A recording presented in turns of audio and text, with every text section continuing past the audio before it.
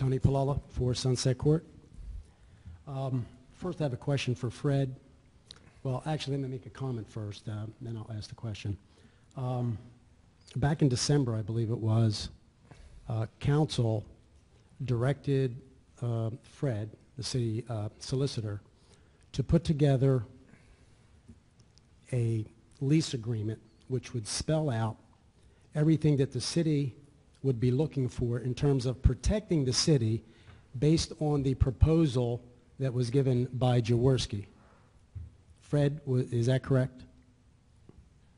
My recall is that the direction was to identify issues that needed to be discussed and then invite Jaworski to discuss them. I did put together a list.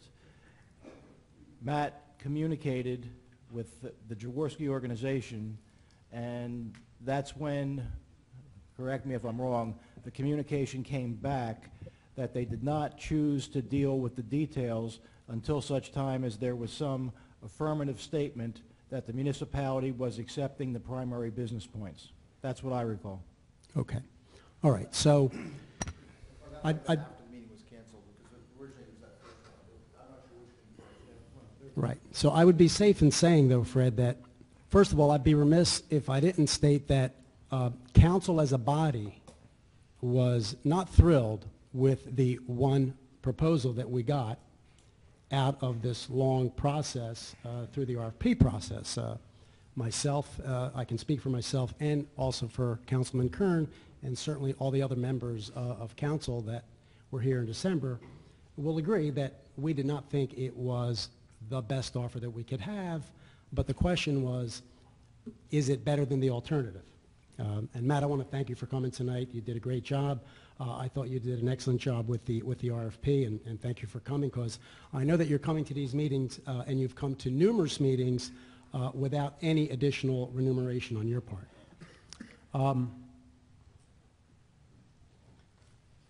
We all know that if we had voted up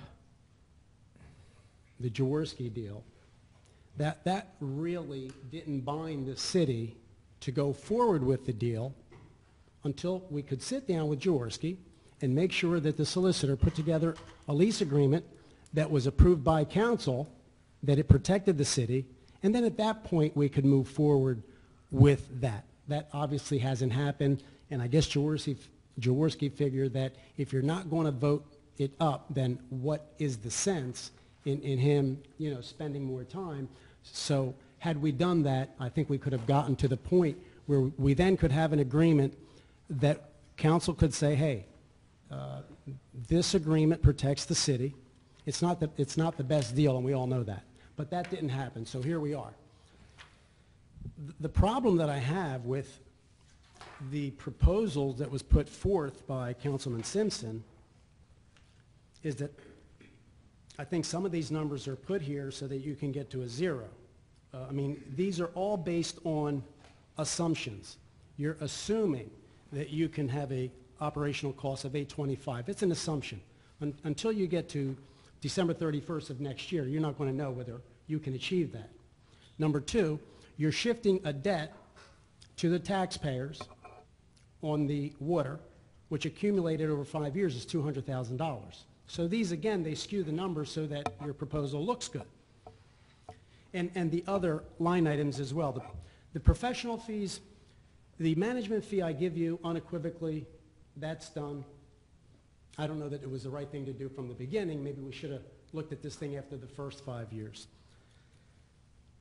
So I'll give you the $90,000 in management fees.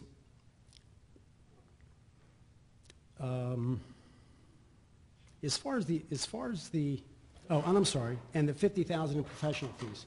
Clearly, since we did the RFP, there are professional fees that are not annual reoccurring professional fees, and so to the extent that we may only incur $20,000 in professional fees annually, but whatever that savings is, it is.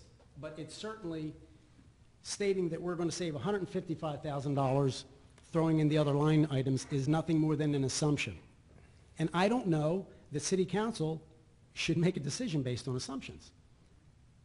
At the end of the day, in 2002, we bought the golf course and we made a lot of assumptions. Some of the assumptions did not come through. So, I think the central theme throughout the night has been everybody wants to protect the taxpayers. How do we minimize the risk for the taxpayers? Certainly that was my goal when I served on council and I served on this committee. Is there a better way to operate the golf course and have less risk for the taxpayers? One of the other things, pardon me? Go ahead, 5 Tony. minutes are up. Well, I think Sum up there's a your- lot of people this evening that. Yeah, go ahead. I'm just telling you, that's my job.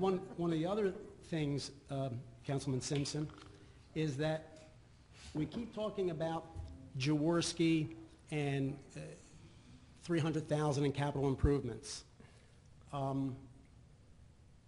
What happens if we do the nonprofit and the irrigation system, which you this evening said was 1.2 million, goes kaput? Whatever it is. I think it could be done for 800,000 or 900,000 based on research that I've done. Right. So if it happens, where's the money coming from? Now, so my point is that we're making assumptions and we're not putting anything in for potential hazards. And that certainly is a potential hazard, whether it happens tomorrow, next year, the year after.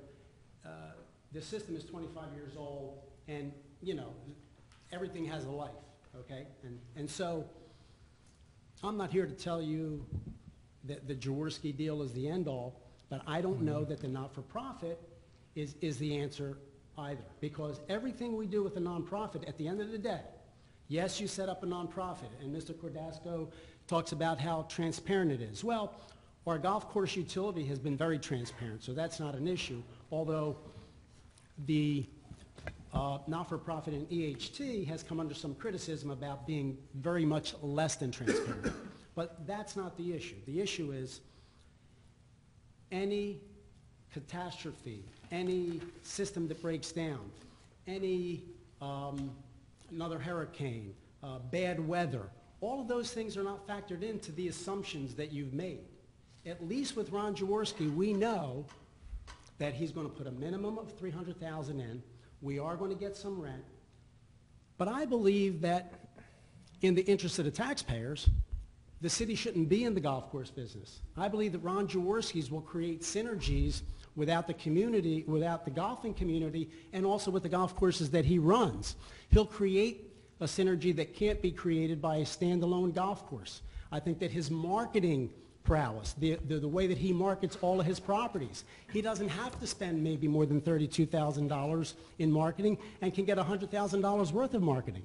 So the question really is, what is in the best interest of the taxpayers? And I think that we really have to analyze that. Now, I personally believe that Ron Jaworski, because of his star power, because of the fact that he'll own a fourth or fifth course, all of these things, I think, have to be looked at. They have to really be thought out. And again, from what I'm hearing from everybody, whether it's this side of the aisle or this side of the aisle, this side of council or that side of council, we're all stating unequivocally the same thing. How do we reduce the risk to the taxpayers? And I think that the Jaworski deal should certainly have a better look. I think that, and you know, we all know that there's the rumor mill. And I think Jaworski, since we now have a Republican majority, has heard through the grapevine that, you know, maybe they're going to go a different route. And I don't want to speak for Jaworski because I haven't spoken to Jaworski.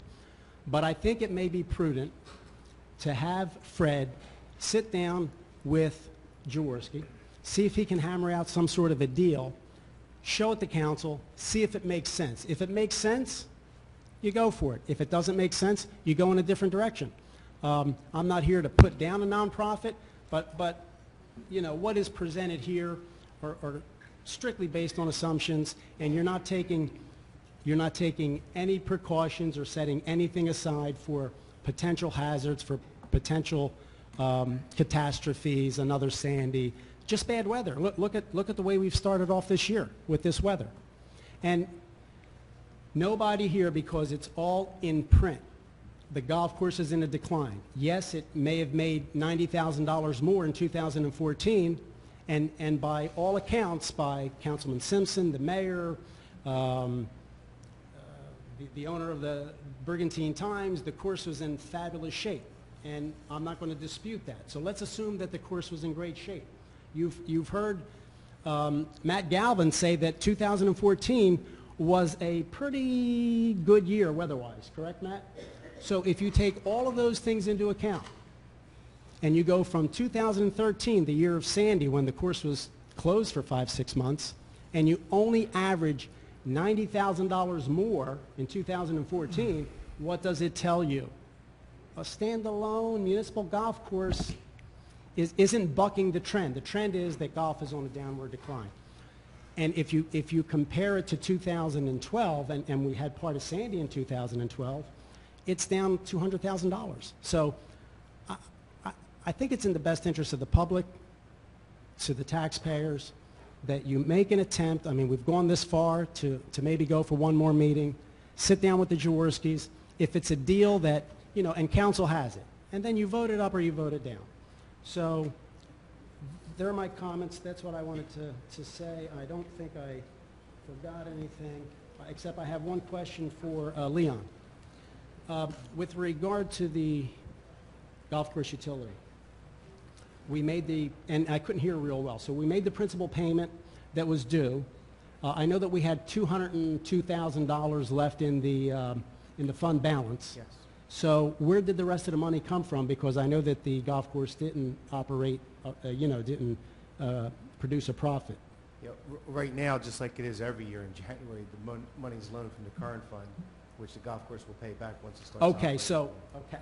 All right. So, and I think we all know that, and Ed, you would know this because you prepared the budget, that the golf course basically is in a deficit of 300, and if you could help me, I've seen the number, but I don't remember, 340-some thousand. So if you take the 202, there's a negative of 238,000.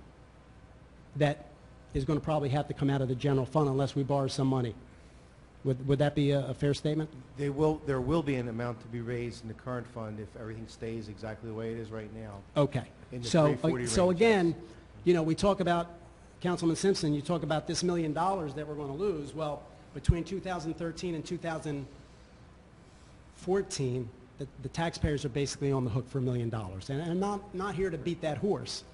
What I'm saying is, okay, how can we minimize the cost to the taxpayers going out 15 years? And I think that, you know, if we can cut a deal and know that we've got a quality operator who's going to put some minimums in the improvements, and we know that he's going to be on the hook, because Andy, you know, and I know that he's going to have to make guarantees, and, you know, again, we have to put together a lease agreement that protects the city, the council can review, and then everybody can make a decision on. So, you know, they're my comments. I appreciate the extra time, and thank you. Thank you, Tony.